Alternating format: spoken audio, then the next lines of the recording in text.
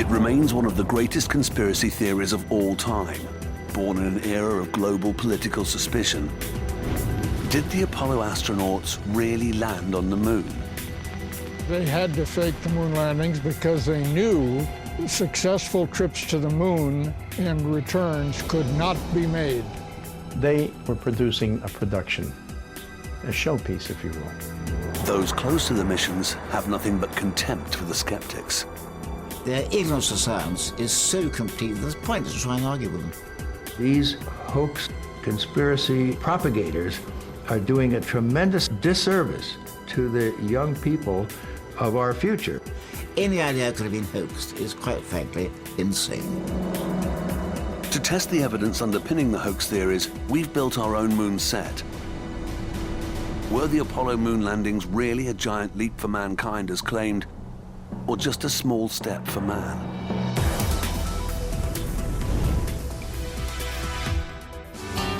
If you believe they put a man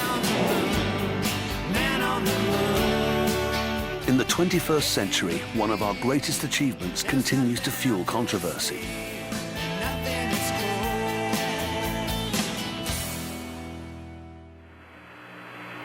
It's one small step for man, one giant leap for mankind. But were the Apollo moon landings the culmination of a carefully orchestrated hoax? Bill Kaysing is often called the father of moon conspiracy theorists. When Armstrong said that's one small step for man and one giant leap for mankind, I think that the footprint that he was leaving was in Area 51, north of Las Vegas, Nevada. The second man on the moon, close behind Armstrong, was Edwin Buzz Aldrin.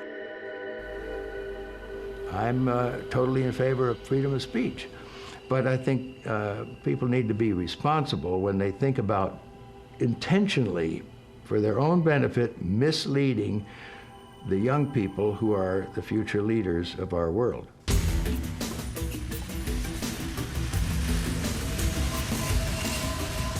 Though the hardcore of dedicated conspiracy theorists is small, their ideas have, over the past 3 decades, found a wide and appreciative audience. 1 in 5 Americans are believed now to entertain doubts. And you hear about the fact that the landing was actually done in a television studio. And there was the big black background with, like, you know, fake stars and stuff. It's the flag being planted on the moon facing one way and the shadow of the man being the other way. I mean, I've heard that maybe the terrain that was seen on the video wasn't accurate, the walking wasn't accurate. There are no stars in some of the photographs, and that there should be because there was no atmosphere and that the stars would shine so brightly. If the Apollo missions were faked, NASA would have created a conspiracy of monumental proportions.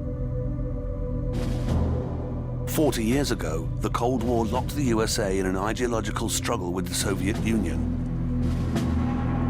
On October the 4th, 1957, the Soviets launched Sputnik, the world's first satellite. It was a coup for communism. The breakthrough hit America right where it hurt, in the heart of high technology.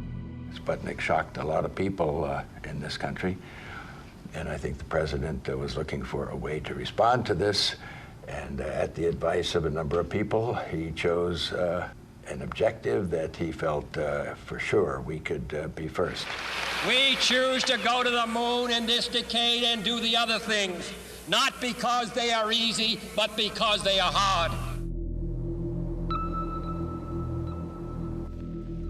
At the peak of the Apollo program, NASA employed 400,000 people. If the moon landings were faked, thousands of scientists and technicians were either duped along with the rest of us, or they've been extraordinarily good at keeping a secret all these years. It was a giant step for mankind. We moved from people dreaming about whether people could get into space, and we went ahead in a very short time, so it was a very momentous achievement. July the 16th, 1969, the astronauts prepare for takeoff. While the world waited for history to be made, there was already one man who had his doubts.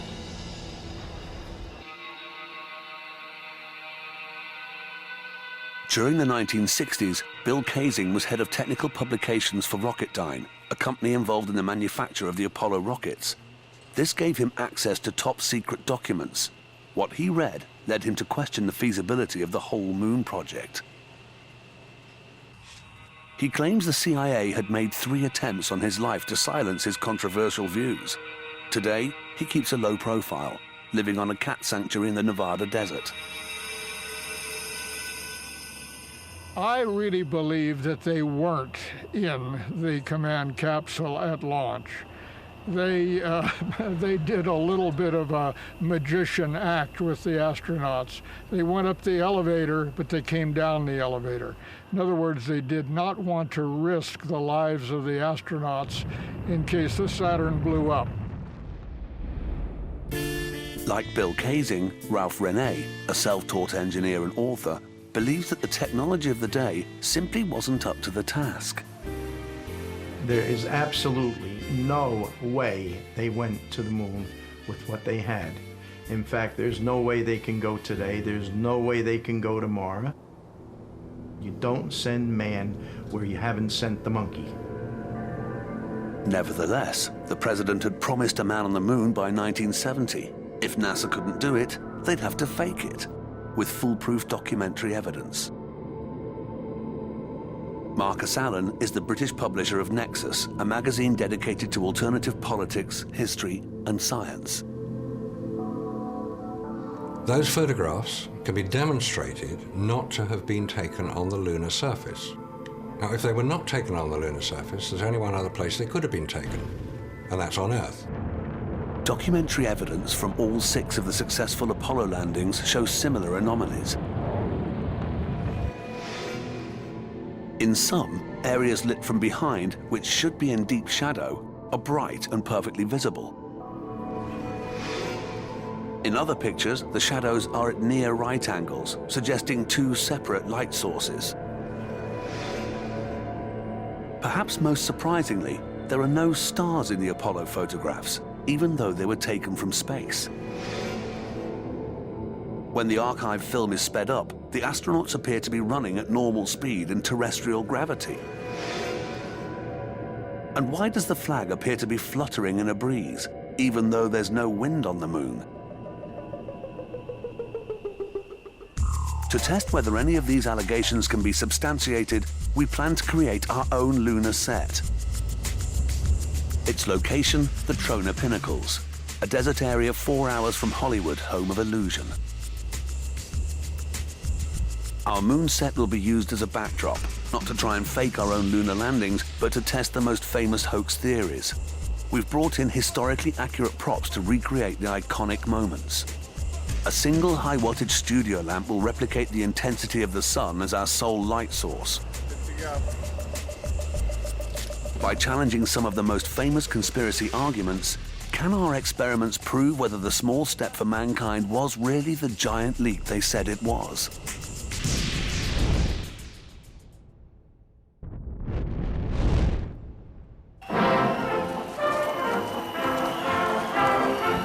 In 1969, the general public had little reason to doubt the evidence of its own eyes. Neil Armstrong and Buzz Aldrin had returned triumphant. Their achievement was a celebration of supremacy. America had won the space race. Ian Morrison witnessed the Apollo 11 mission from an exclusively privileged perspective. At the time, he was a student at the Jodrell Bank Radio Telescope near Manchester.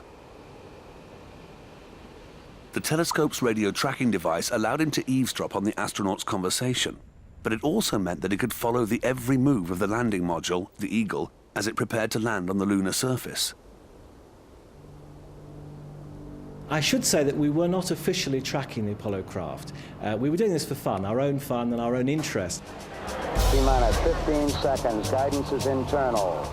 12, 11, 10, 9, ignition sequence start. We could hear the whole conversation of the astronauts all the way down to the surface. They were obviously highly excited, and it must have been wonderful as they sort of literally reached the surface. 2, 1, 0, liftoff. We have a liftoff. 32 minutes past the hour. Liftoff on Apollo 11. astronomer Sir Patrick Moore reported the mission live on British television. Ever since the dawn of human history, we dreamed about going to other worlds, and this was the first time it had been done. And of course it was an exciting time, and also a very tense one. And of course I knew both Neil and Buzz. And of course there was no provision for rescue. Had they made a faulty landing, they couldn't have got back, and that would have been too ghastly to contemplate.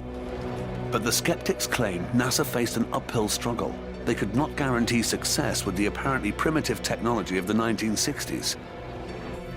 This was brought into sharp focus just 14 months before the mission, when Neil Armstrong test-piloted a prototype landing module. Unfortunately, it went out of his control, and luckily he was able to eject before it crashed in flames. And of course, the point is, if they couldn't get a simulator to work on Earth, how in the world could they get the actual lunar module to work on the moon? The conspiracy theorists not only question the technical capabilities of the landing craft, but also the computing power that guided it. The processing power of the Apollo 11 spacecraft has been likened to that of a pocket calculator. Jim Oberg is a former space shuttle engineer. He was commissioned by NASA to write a book denying the conspiracy claims. Although it was pulled by NASA, Oberg stayed on the case. It's pretty amazing to realize there's probably more computer technology here in an automobile than in the Apollo spacecraft. But as Jim points out, it's the way you use it that counts. The Apollo computers, spacecraft computers in those days, spoke pretty much numeric language.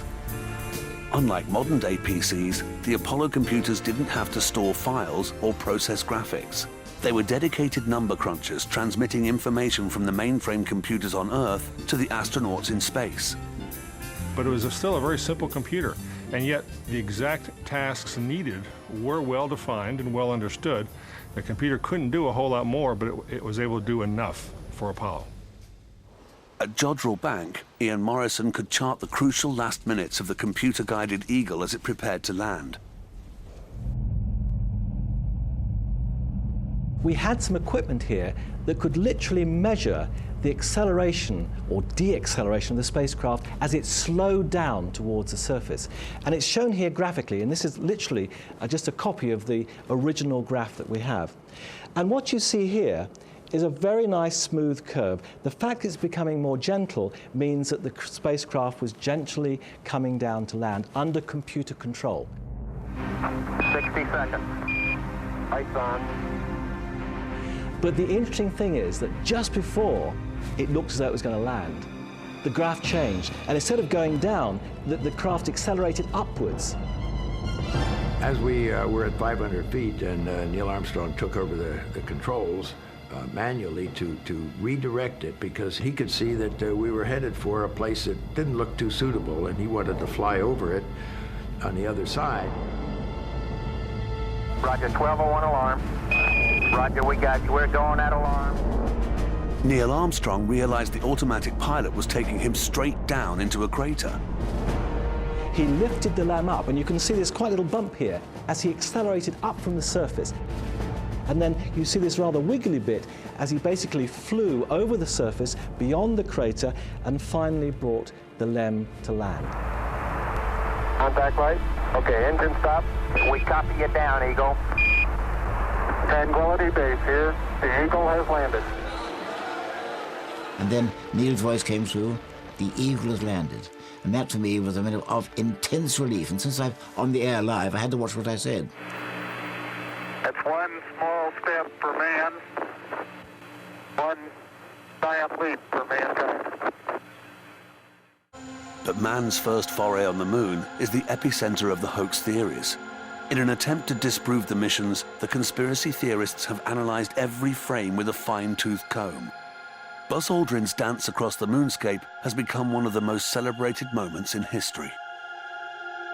Near the end of the 2.5 hours, in front of the television camera, I did have an opportunity to prance around and hop and demonstrate different methods of moving around.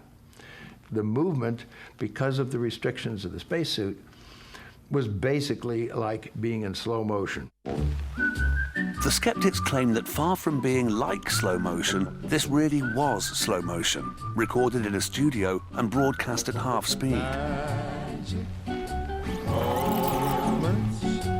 Speed up, Buzz, and he appears to be running, albeit clumsily, in terrestrial gravity. Memories we've been sharing. Back on our moon set, our astronaut is wearing an accurate replica of an Apollo 11 suit. If the conspiracy theorists are right, by slowing him down, we should be able to recreate Buzz's famous moonwalk.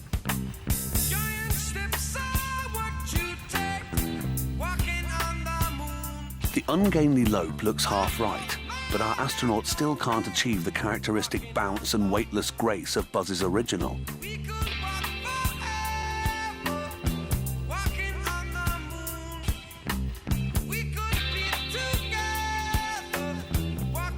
NASA faced its own challenges trying to prepare the astronauts for life in space. Well, there were a lot of different schemes of suspending a person and taking up 1/6 of his weight by pulleys or working on a sort of a slanted platform. NASA's other favorite method was parabolic flight, lovingly known by the astronauts as the Vomit Comet. By climbing and diving in a series of arcs, the plane can simulate 30-second bursts of reduced gravity. This gave astronauts a feel for the ups and downs of life in space, but the suggestion that an entire lunar landscape could have been built inside the aircraft stretches credibility well beyond breaking point. For the skeptics, refuting the moonwalk theory means nothing. They claim they have all the proof they need in the photographs. I do not think it was feasible for the astronauts to take the wonderful pictures that NASA has presented as having been taken on the moon. There are so many impediments that were natural. The fact that they wore gloves that couldn't be manipulated, the fact that they didn't have any sources of light, any flash. Ralph Rene also believes the design of the Apollo suits would have prevented the astronauts operating anything as delicate as a camera. To prove the point, he's designed a space glove machine, which is supposed to replicate the effects of space on the body. In the near vacuum of space, the gases within his body would immediately expand. What I do is I pull a vacuum in this chamber I created, and I have a glove inserted inside of it. And it was to prove that the flexibility they shown in their suits and gloves are impossible. Well, right now, I can put my hand in there and I can move it every which way. I can grasp, I make a fist, I can lift up, down. But as soon as I throw this switch here, I evacuate the chamber. As the air is sucked out of the machine, the vacuum makes the glove increasingly difficult to flex. And this glove doesn't want to move. I can't bend it backwards. I can hardly force it down, and I can make a fist, but you can't hold it. And you could never pick, I mean, how could you pick up small screws and bolts like they've shown them to do, or trigger a little tiny trigger on a camera with the glove doing this? Trained aerospace engineer Jay Windley runs a website dedicated to repudiating the moon conspiracies. His passion and knowledge runs deep. For this program, he has agreed to challenge the most persistent conspiracy claims. This is a Hasselblad EL500 camera manufactured specially for the lunar missions. Yet attached to the spacesuit via this bayonet. The camera would have a framework surrounding the bottom and rear of the camera, and it would slide down onto the control unit here so that the astronaut could work with his hands without worrying about the camera. The lunar cameras didn't need a viewfinder. The restrictions of the helmet made it impossible for the astronauts to look down and frame a shot. Basically, you could just sort of point that camera at what you wanted without having to really look through a viewfinder. According to the conspiracy theorists, this was a major impediment. This is where the shutter is on the Hasselblad camera, which cannot be seen from inside the helmet the astronauts are wearing. So how do they know they've taken a photograph? How do they know the finger has even got onto the shutter? How do they know they pressed it? The shutter release normally a very small button, has been made especially large so that it can be pressed with an astronaut's glove. Reinforced inner suits also help the astronauts manipulate the camera, as did several other design features. The Zeiss Biogon lens here has been fitted with these little paddles to allow the astronaut to manipulate them with clumsy fingers. You just push it in either direction. The focus ring has been fitted with stops that correspond to near, medium, far, and infinity. So he didn't have to pay attention to whether he was 8 feet or 9 feet away from a subject. He wouldn't have to very carefully measure it. Richard Underwood was responsible for training the Apollo astronauts in the art of lunar photography. Even in the early days, before they went to the moon, I'd say, you know, when you get back from this journey, you will be a national hero. But your photographs, I say, if they're good, they'll live forever. I tell them your only key to immortality is the quality of your photography. Nothing else. Forget all the other stuff. The astronauts were told to take their lunar cameras everywhere and practice. They took them home to photograph their friends and family and barbecues and sporting events and all other types of things. They knew that camera very, very effectively. So all of the crew members understood pretty well how to operate this. And the film turned out to be very, very versatile in coming up with just outstanding results. But even if you accept that photographs could physically have been taken on the moon, you're still left with the most famous of the apparent photographic anomalies, the shadows. The shadows are one of the strong proofs that we never went to the moon. If you examine pictures offered by NASA as genuine, you find that in many cases the shadows are not parallel. Well, since the sun was the only source of light, all shadows on the moon should be exactly parallel, but they aren't. The lunar shadows sometimes fall in different directions. The skeptics claim this as incontrovertible evidence of at least 2 light sources. There's only one sun. There are not 2. But these shadows are anomalous in that sometimes they are diverging from objects and sometimes converging. And it can't be. You can go any place on this planet when the sun's up and you look at 2 objects and those sun shadows are parallel. Take up Ralph René's challenge and we can see shadows aren't always parallel. Shadows are a very poor way of determining the direction of the light source because they tend to diverge and converge based on the shape of the object that casts them, and also because of the terrain that lies underneath them. These affect the direction of shadows as we see them. A conspiracy theorist can make that shadow go one direction or another, both literally and figuratively, and he can drive a wedge in the layman's uncertainty about them. The skeptics have also called into question areas that should be in shade, claiming a second light has been used to highlight areas that should have been a dense black. Well, let's have a look at one of the most famous photographs of the 20th century, Man on the Moon. It was taken by Neil Armstrong of Buzz Aldrin on Apollo 11. Given that it's very harsh light, as you can see here, where it strikes directly, you would expect the shadow area to be virtually invisible, but it's not. Yet on our moon set, we can see the single light source does not create heavy shade. As you can see, there is only one light source in this entire picture, and it's behind us. According to the conspiracy theorists, this side of the astronaut should be in total shadow. But it isn't. What's happening? The light from the ground around us is being reflected back up toward the astronaut, and it's illuminating this portion of him. The symbolic highlight of Apollo, the planting of the American flag, has also generated deep suspicion. Wherever there's an American flag, it's always brilliantly lit up, even if it's on the shadow side. And on the shadow side, that should be really dark black. But they had little spotlights, obviously, because that's the only way you can do it. Oh, geez, that's great. Is the lighting halfway decent? Conspiracy theorists say that it's suspicious for the flag to be brightly lit on both sides in all of the photographs. They say it should appear in shadow at some point. Here we can see our flag brightly lit from the front, but if we move around to the back, we can see that even with our single light source, it's still brightly lit. The light is shining through and making the flag glow. But this does not explain how a flag can wave in a windless environment. When they were filming some of the flag scenes, they had air conditioners going to keep the astronauts cooler since they were wearing their little space suits. So it's very possible that what we saw was wind. Could the waving flag be a gaffe too far? Conclusive proof that the landings were faked in a studio? On our moon set, Jay Windley hopes he can prove otherwise.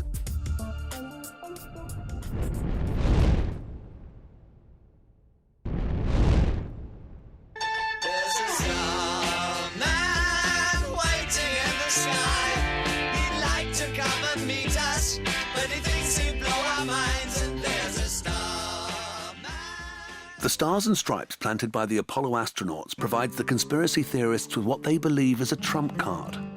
What I see is a flutter which is caused by variable wind pressures. So the picture could not have been taken on the moon no matter what the apologists say. Either that or the moon has a breeze. Despite their preparations on Earth, neither Neil Armstrong nor Buzz Aldrin quite knew what to expect as they prepared to raise the flag. Putting the flag on the moon was really a symbolic highlight of the mission. It was one that we had not really rehearsed. Neil knew where the flag was stowed. We brought it out, then we had to put the two pieces together. It won't go up. Fade that in. The astronauts had to drive the flagstaff into the hard lunar surface with a twisting motion. A horizontal aluminium rod kept the flag suspended. And this caused the free end of the flag to flip up and back in response to that. Also, this is an aluminum tube, very similar to the ones used on the Apollo mission. It's very springy. If I cause it to spring and then let go of it, we see that this motion continues long after I've let go of it. On Earth, this pendulum motion would be damped, in engineering terms, by air resistance. But on the moon, there is no air to slow the flag down and stop it waving. Most obvious evidence the flag was on the moon and not in any air is that whenever people walked by it, it didn't move at all. It only moved when someone was working with the staff or letting go as it rocked back and forth. It didn't billow like it was being hit by a burst of air. It swung back and forth like maybe a sheet of chainmail would. Try it yourself. Try this at home.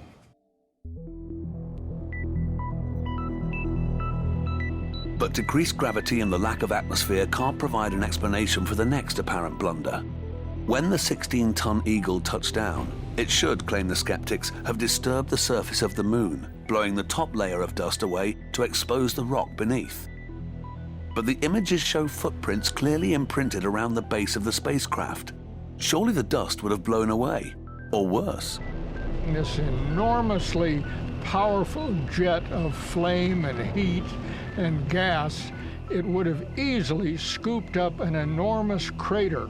In fact, there was supposition that the crater would have been so big that the lunar lander would have disappeared into it. That's true. Ralph Rene has designed a simple experiment to illustrate the point. He's calculated that the landing module would have been approximately 26 times more powerful than a domestic leaf blower. And if a humble leaf blower can leave a crater in a gravel pit, the module with 10,000 pounds of thrust should have made a canyon. They didn't move dry dust, they didn't move little rocks, they didn't move anything. So the demonstration is to show that this stuff will disappear immediately, and I'll even be able to gouge some kind of a hole. Come here, you. I haven't used you in a long time. Here we go.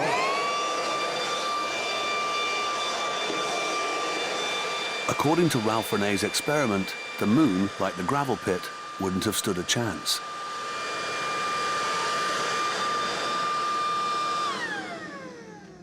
When it actually landed, the dust was all still there. Now, how can that be? You know, if you blow dust away, it goes away, like I just did here. I swept the ground. But the Eagle had reduced its power to 25% as it glided into land. its gentle forward motion would have limited its impact on the ground even more. Under closer inspection, some of the photos do reveal that the landing disturbed the fine lunar soil, but not enough to blow away all surrounding dust. But the most intriguing anomaly has to be the absence of the largest, most stunning object seen in space. In a sky untouched by streetlights, atmosphere, or pollution, the view of the night sky should be spectacular. But incredibly, stars appear to be missing from the Apollo photographs. Back then, fortunately for me and us who are trying to break this thing out the truth, they took no pictures of the stars. Bill Kaysing believes that omitting the stars was all part of NASA's deception. Astronomers could have easily discerned that the star positions were not those that would have appeared in a photograph taken from the moon. So it's another case where they could not fake it, so they simply ignored it. If you were to talk to Aldrin or Armstrong or any of the other Apollo astronauts, they would actually not respond in any way to questions regarding stars. When you looked up at the sky, could you actually see the stars and the solar corona in spite of the glare? We were never able to see stars from the lunar surface or on the daylight side of the moon by eye without looking through the optics. I asked Neil Armstrong whether he saw stars because I knew everybody else would ask it. I knew the answer, of course. The point is that the eyes aren't adapted to that. The human eye reacts to light by closing and opening the iris. In bright light, the iris becomes smaller. In the dark, it widens. On the moon, the eye, like a camera aperture, cannot adjust to the brightness of the lunar surface and the dim light of a twinkling star at the same time. If you were to stand in a floodlit stadium or under a streetlight in a city, you would have the same effect. If you looked up, you wouldn't see many stars at all. Even a modern state-of-the-art TV camera can't cope with such extreme contrast.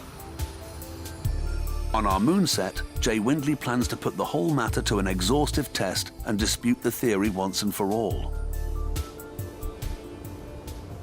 We're going to find out that if we use an identical camera loaded with identical film and we shoot pictures of the night sky, we won't get stars. Okay, I'm going to take a shot here. You'll notice here I'm not using any sort of a viewfinder. I'm just aiming. With a replica Apollo Hasselblad, Jay took more than 24 photographs and repeated the experiment using a range of other cameras to test the hoax theories. The morning after, the negatives were developed at an independent processing laboratory in Los Angeles. In our experiment in the desert, we shot a variety of photographs using different film formats. In this 35mm photograph, we see that the shadows of the crew members in our single light source very distinctly converge together. In fact, there's almost a 90-degree difference in the apparent shadow direction. In this photograph here, we see the effects of terrain on the shadows. The hills change the apparent direction of shadows. The astronaut's shadow here falls in one direction. The shadow of the crew falls in yet another direction because of the hill. These results directly contradict the conspiracy claims. Like the Apollo astronauts, we had to guess at our focusing distances and our exposure settings. And because we had no viewfinder, we had to guess at the direction the camera was pointing. And you can clearly see that even with those handicaps, we were able to take quite usable photographs. You can immediately see that there are no stars in this photograph, even though the stars were very bright during our experiment. They're simply too dim to be registered on film at the exposure levels that we used to take these photographs. The evidence appears to be overwhelming. But still, the skeptics refuse to lie down and roll over. A mysterious rock in a notorious Apollo 16 photograph has only added fuel to the fire. It's a rock that obviously was made out of paper mache, and very clearly on the rock is the letter C. Ralph Rene believes the C rock was probably the C prop. Somebody told me that in Hollywood, when they do a set, the set manager comes around and drops cards on the ground, and it says A, B, C, D, E, F, G, H, or 1 to 10 or whatever, and the prop men, whatever you call these people, they come out and they put that particular prop over the card. But in Hollywood, they're smart enough to turn the thing upside down so you can't see the mark on the prop. NASA simply claims that this photo was a freak accident, that the C is in fact a hair on the negative. And I think it's gonna be a long, long time till touchdown brings me round again to... But this nitpicking over photographs is irrelevant for magazine publisher Marcus Allen. He's convinced that no photographic film could possibly have survived the journey to the moon and back in the first place. In an unprotected camera, in unprotected environment, and the films that were in photographs we have seen as a result of that, demonstrate absolutely no radiation damage whatsoever. In 1998, IMAX began production on a film about the construction of the International Space Station. They flew the cameras up in the space shuttle with their magazines attached, and the IMAX cameras take 70mm roll film, incidentally the same film as was used in the Hasselblad still cameras on Apollo. This film had to be protected, and it was carried up in lead-lined boxes. Radiation may be the final insurmountable obstacle. Not only would it apparently destroy film, it would also kill the astronauts. The Earth's magnetic field shields our planet from high doses of radiation. But beyond this, in space, the conspiracy theorists claim the astronauts' fragile flesh would be bombarded by an arsenal of deadly forces. The moon is irradiated by the sun constantly with terrible heat, and of course there's cosmic radiation, and then there are micrometeorites that travel 60,000 miles an hour that would go right through the camera, the film, and of course the astronauts themselves. While the odds against a micrometeoroid hitting an astronaut are believed to be extremely low, any puncture would be decidedly uncomfortable.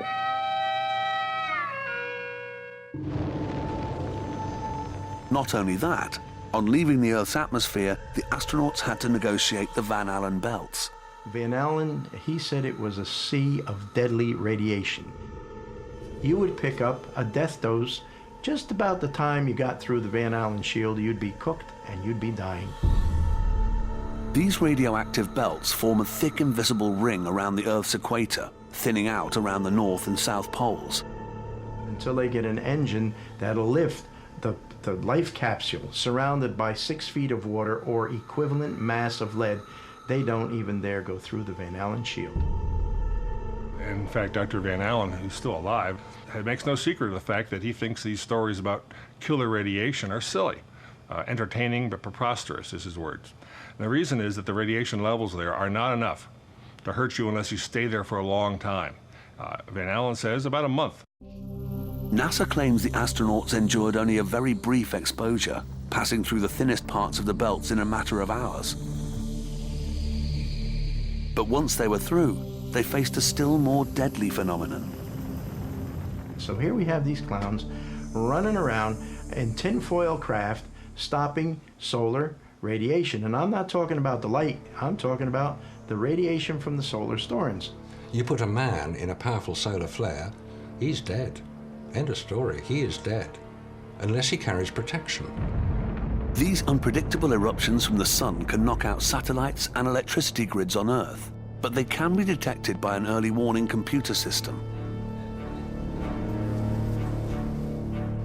When you land on the moon, you're practically standing still, being bombarded with all this solar radiation is smacking into you, which is why they had to hide the whole thing, because it just can't be done. It couldn't be done then, can't be done today, and it sure isn't going to be done in the future when they're planning on this manned mission to Mars.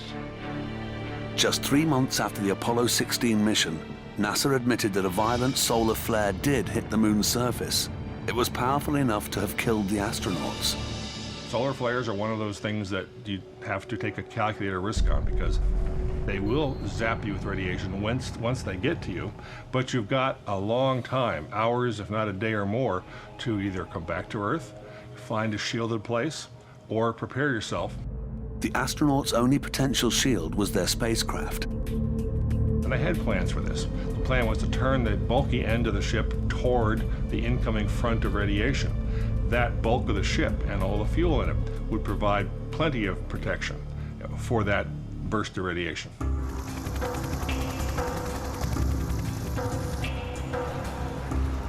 The conspiracy theorists believe that radiation is the final nail in the coffin, scientific proof that the astronauts could not have survived a trip to the moon and back.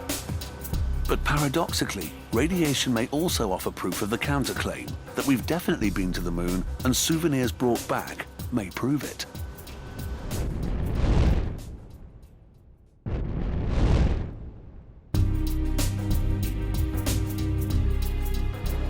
In total, the Apollo missions brought back over 382 kilograms of lunar soil and rock samples, which were distributed to laboratories all over the world. At the independent Berkeley Geochronology Center in California, geologist Paul Rene has been studying lunar rock samples for the last 10 years.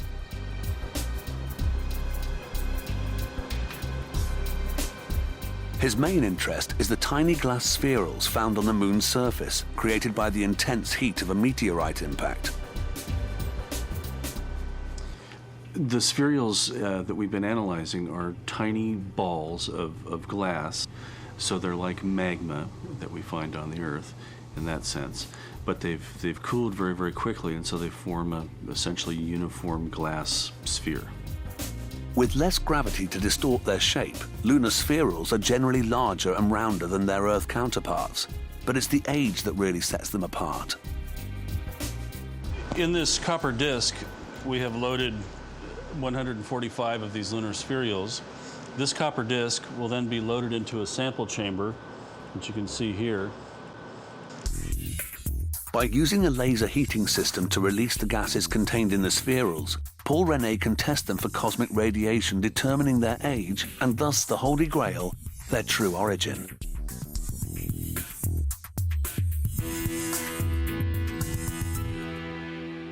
The lunar materials that we've analyzed and that others have analyzed show evidence of having been bombarded by cosmic radiation, and which we don't see on Earth because we have an atmosphere that really shields them very effectively. According to the tests, the spherules are 3.9 billion years old. This immediately rules out any terrestrial origin. The oldest glass I'm aware of on the Earth, anywhere, is about 165 million years old. So the Earth, with its very dynamic environment, does not tend to preserve these glassy objects, whereas the Moon, being essentially dead from a thermal point of view, does tend to preserve these things.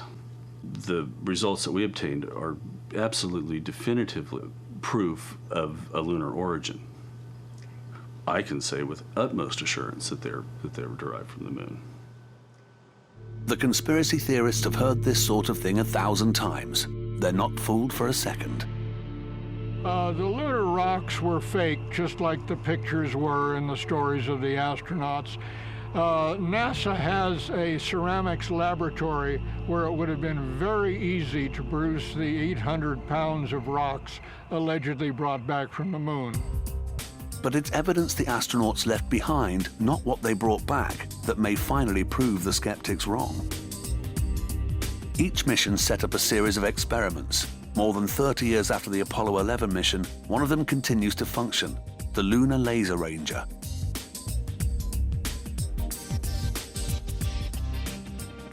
There were two major experiments.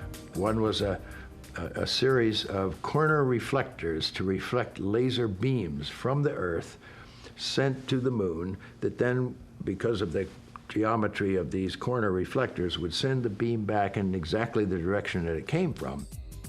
High up in the Davis Mountain Range, the McDonald Observatory in Texas still gathers information from those reflectors. In 33 years, no one has showed up. No one has come and talked to us.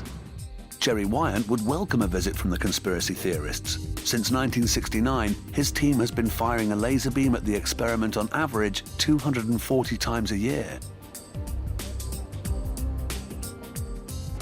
And of course, at Apollo 11 site is where the United States placed its first lunar retro package. So we fire laser at this spot and three others on the moon.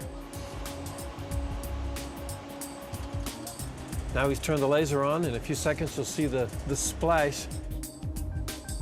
The laser hits the apparatus on the moon's surface and is reflected back as a series of pulses, invisible to the human eye. By measuring the amount of time it takes for each laser pulse to return to Earth, Jerry and the team can gather exact information about the Earth's position in the solar system.